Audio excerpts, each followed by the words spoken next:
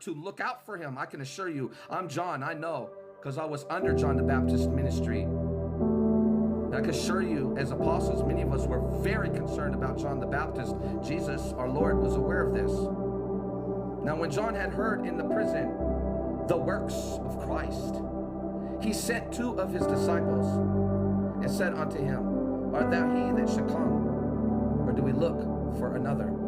Jesus answered and said unto them, Go and shew John again those things which you do hear and see. Jesus knew that John the Baptist knew the Bible. And when Jesus spoke, he spoke words that were confirming messianic prophecies regarding himself to John the Baptist to encourage him. The blind receive their sight, and the lame walk.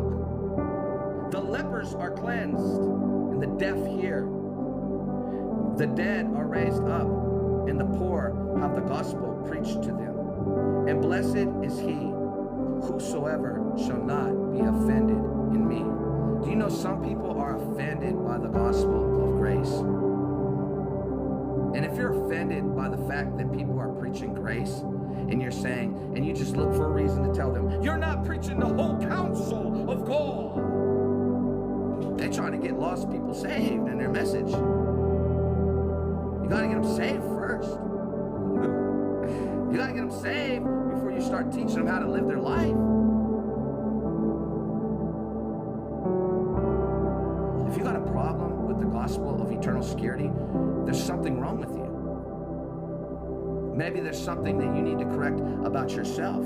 Maybe there's some self-righteous attitude about you. Remember, some people thought Jesus hired some later in the day, and they wanted to pay.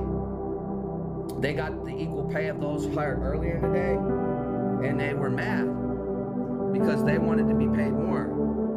And what did Jesus say? Am I wrong to do what's right with what is mine? KJV. That's Matthew chapter 20 in a parable. Let's read it. Matthew chapter 20.